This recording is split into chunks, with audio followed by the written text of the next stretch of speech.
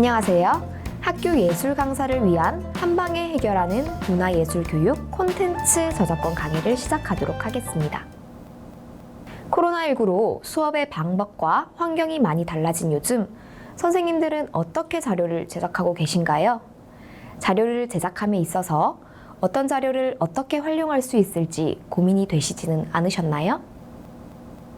인터넷의 자료를 활용하여 수업 자료를 제작함에 있어서 가장 많이 걱정되시는 부분이 바로 저작권일 겁니다. 이번 연수를 통해 선생님들은 어디까지 자료를 활용할 수 있으며 어떻게 자료를 활용해야 저작권법에서 안전할 수 있을지에 대해 배우게 되실 겁니다. 이 강의는 총 27개의 질문으로 구성되어 있습니다. 많은 분들이 궁금해하셨던 질문들을 모아서 27개의 질문으로 구성, 이에 대한 답변을 함으로써 궁금하셨던 부분들에 대해서 알려드릴 예정입니다. 바로 시작해 볼까요? 첫 번째 질문입니다.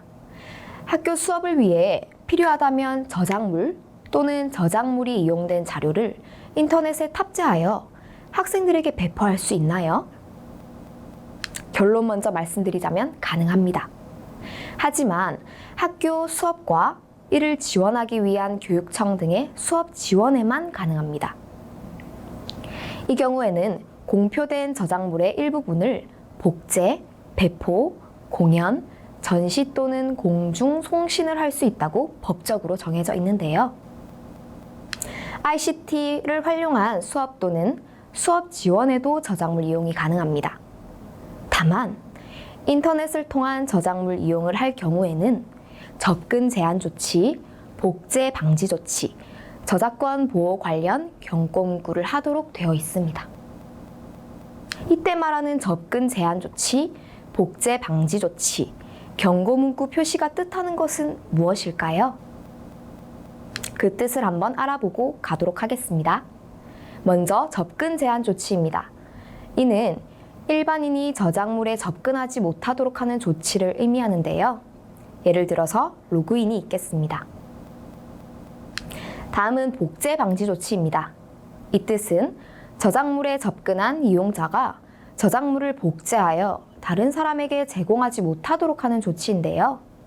많이들 보셨을 마우스 우클릭 방지가 바로 그것이 되겠네요. 다음은 경고 문구 표시입니다. 적법하게 이용된 저작물임을 표시하고 동시에 무단 이용을 금지하는 문구 표시를 꼭 해줘야만 합니다. 이와 관련된 법은 저작권법 제25조, 학교 교육 목적 등의 이용 2항과 10항에서 찾아볼 수 있는데요. 앞으로 다룰 여러 질문들에 대해 가장 기본이 되는 법이므로 한 번은 천천히 제가 읽어보도록 하겠습니다.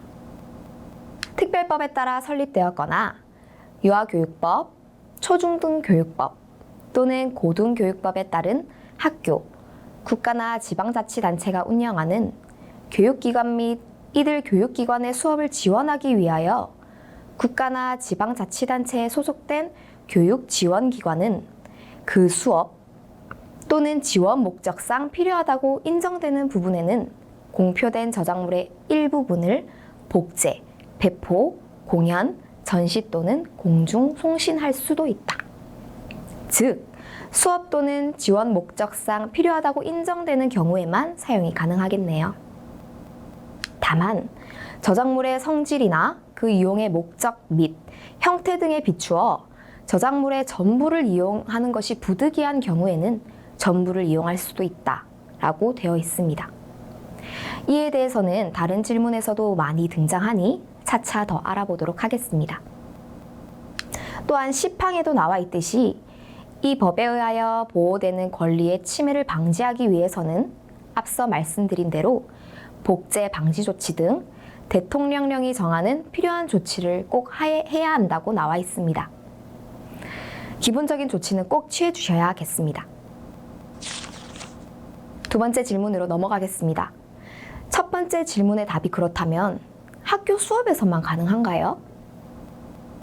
수업을 위한 저작물 이용은 교실 내 수업뿐만 아니라 학교 책임자 감독 하에 실시되는 그 이외의 수업에도 포함되며 방송과 온라인 수업에서도 이용이 가능합니다. 또한 수업은 정규 수업 교과 이외에 보충 수업, 계절제 수업, 시간제 수업, 방과 후 수업, 범교과 학습 활동, 창의적 체험 활동 등이 포함됩니다. 수업 지원을 위한 저작물 이용은 수업에 필요한 자료를 오프라인으로 제공하거나 원격 수업을 위한 콘텐츠 또는 동영상 제작 등에도 이용할 수 있습니다.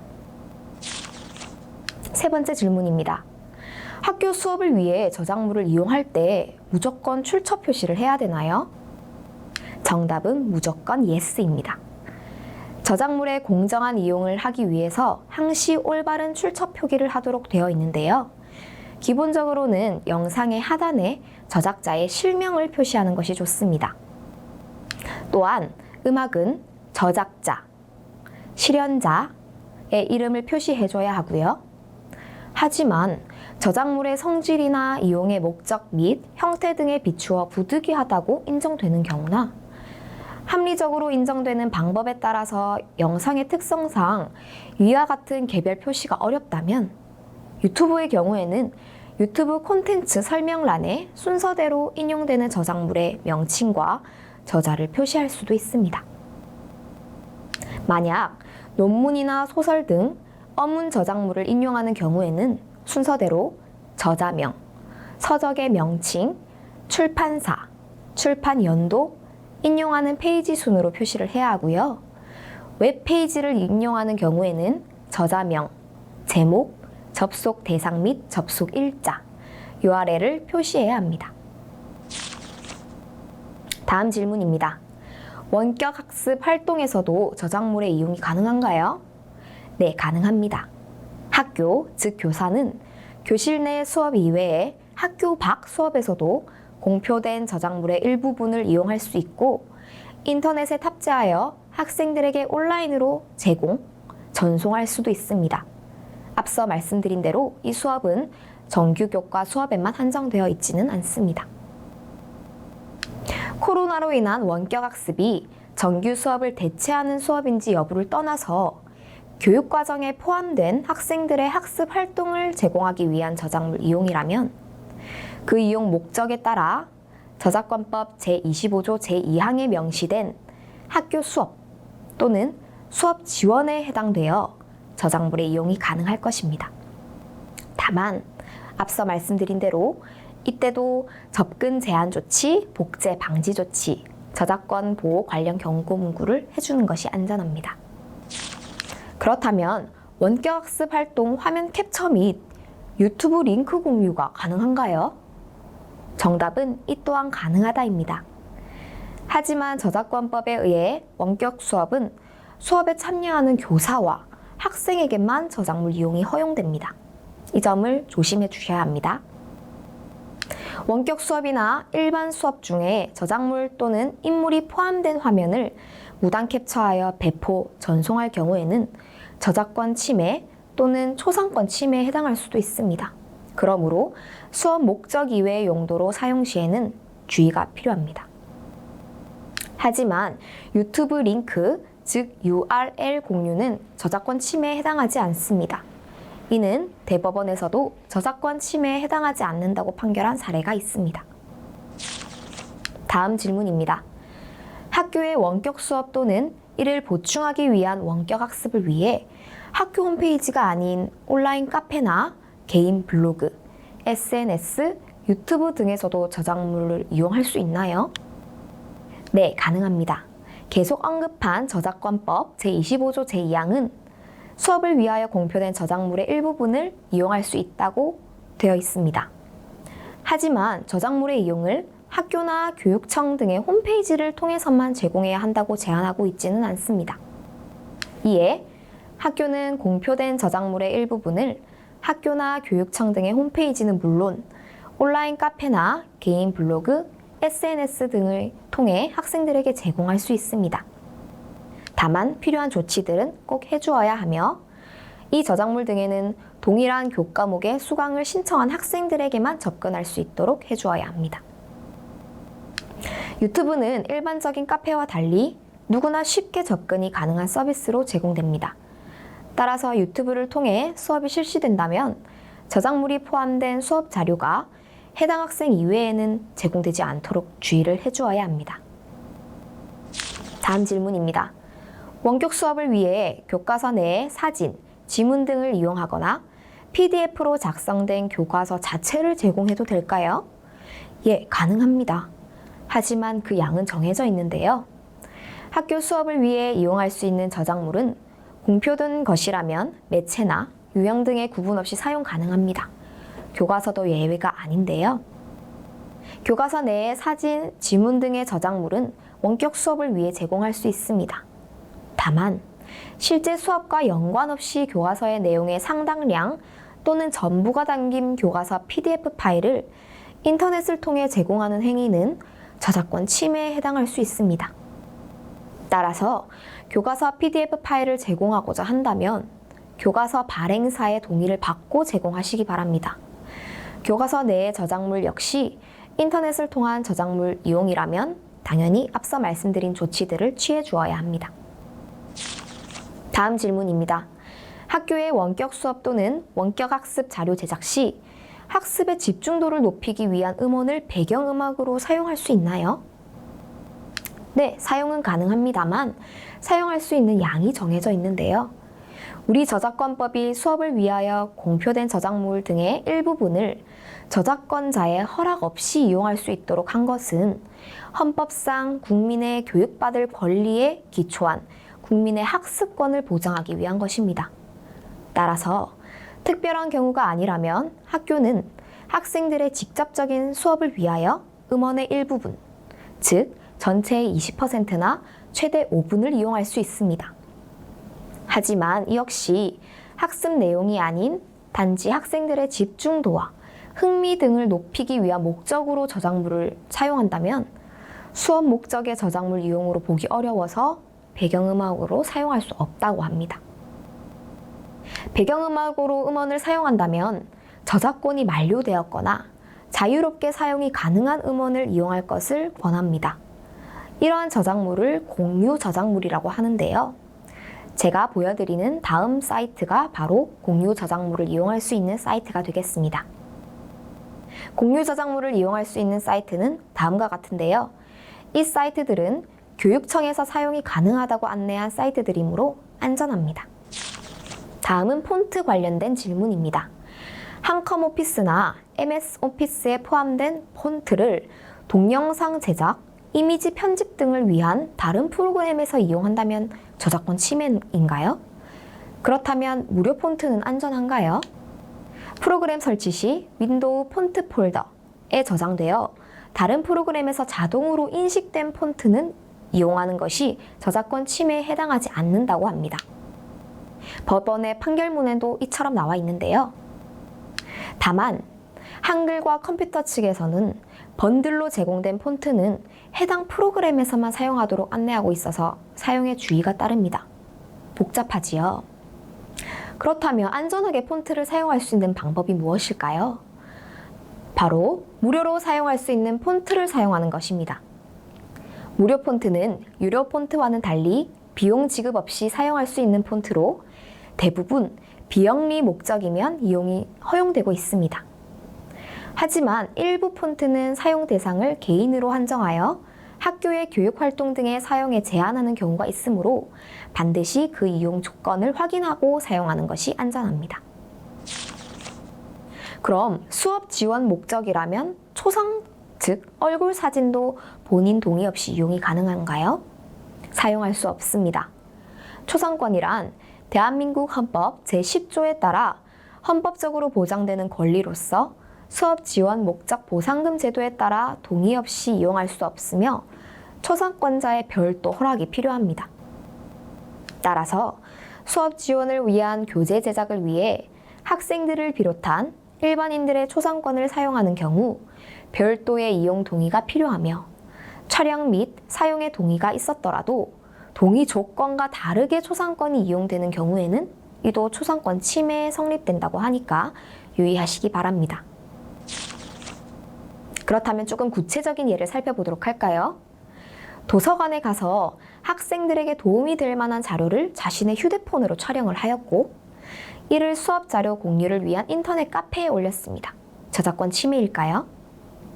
이는 위험한 행동이라고 생각됩니다. 도서관에 소장하고 있는 서적들은 저작물들입니다.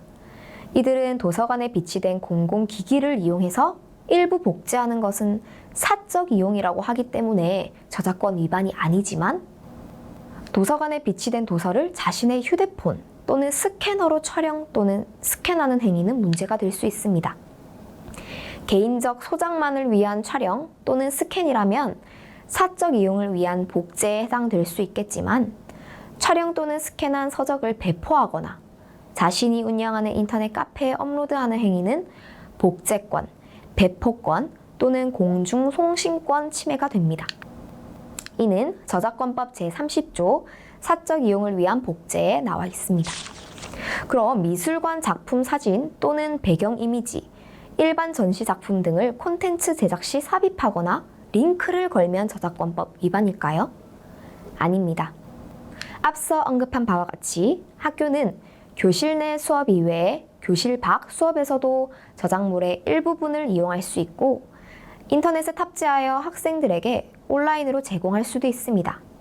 또한 동영상 링크도 가능합니다. 그럼 저작권법을 침해했을 때 형사 책임의 기준은 어떻게 될까요?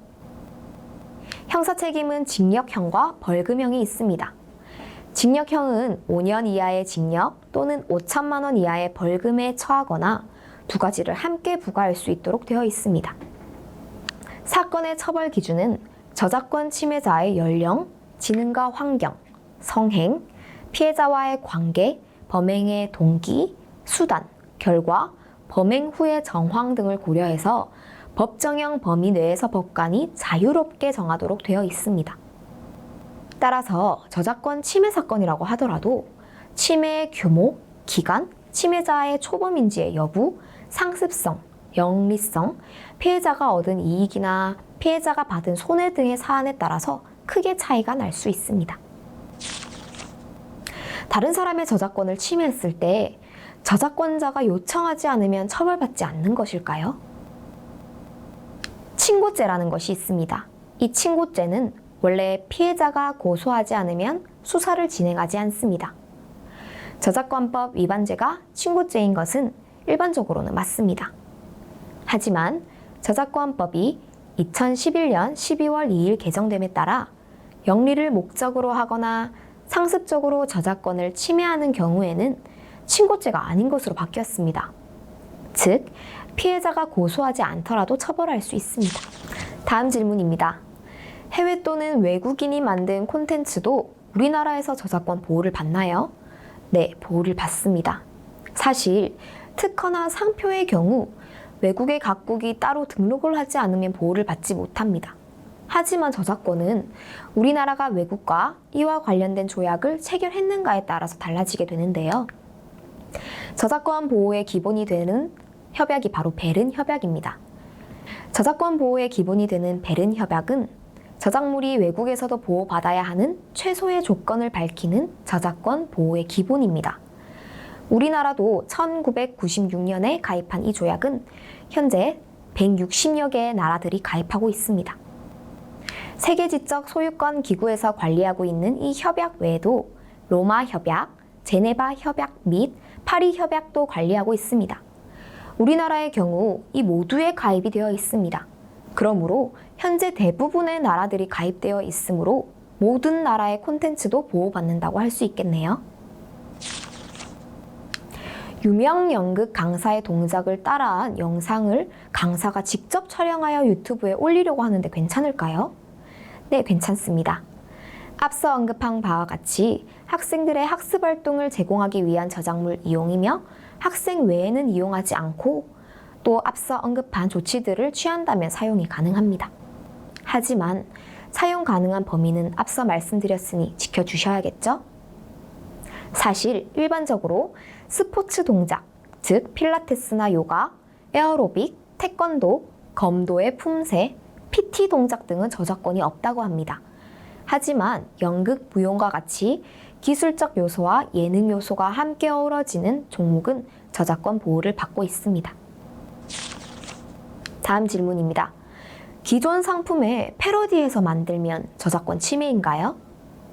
사실 이 부분은 어려운 질문인데요. 패러디가 저작권 침해가 되는지에 대한 판단하는 명확한 기준이 아직 없다고 합니다. 상업적 패러디가 아닌 교육용, 비상업적 이용이라면 가능하다고 판단이 됩니다. 공유가 허용된 유튜브 동영상을 내가 만드는 콘텐츠에 끌어다 가져온 경우 출처를 표기해도 저작권 침해인가요? 학교나 수업 지원기관은 어문 제작물의 경우에는 10%를, 음원 형태의 저작물의 경우 20%, 최대 5분 이내로 정해져 있습니다. 또한 영상 제작물의 경우에는 20%, 최대 15분 이내까지 복제가 가능하도록 되어 있습니다. 하지만 영상의 경우 저작물의 성질이나 그 이용의 목적 및 형태 등에 비추어 저작물의 전부를 이용하는 것이 부득이한 경우에는 전부를 이용할 수도 있습니다. 무용 콘텐츠를 만들려고 하는데 대중가요나 팝송을 넣으면 저작권 침해일까요?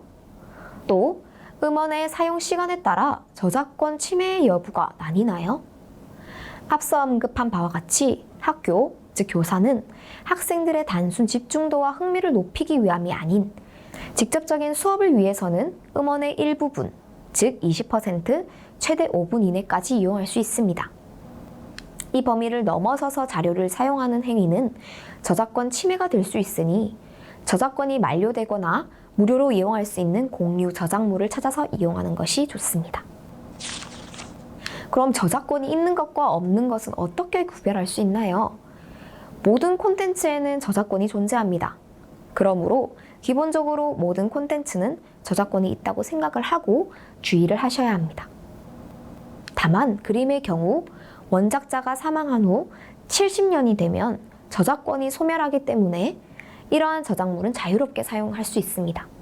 하지만 이는 사망 후 70년이 지나면 저작권이 소멸된다고 하였는데 이는 저작 재산권이 소멸된다는 의미이고 저작 인격권은 소멸하는지에 대한 명확한 규정이 없으므로 이름을 표시해 주는 것이 안전합니다. 이를 성명 표시권이라고 합니다. 만일 저작자가 여러 명이라면 맨 마지막에 세상을 떠난 저작자의 사망 후 70년을 기준으로 하고 있습니다. 음악의 경우 3중의 구조가 되어 있어 작가, 작곡가, 실현자, 음반 제작자의 권리가 동시에 존재합니다. 음반에 수록된 음악을 사용하려면 이 모두의 허락을 받아야만 하는데요.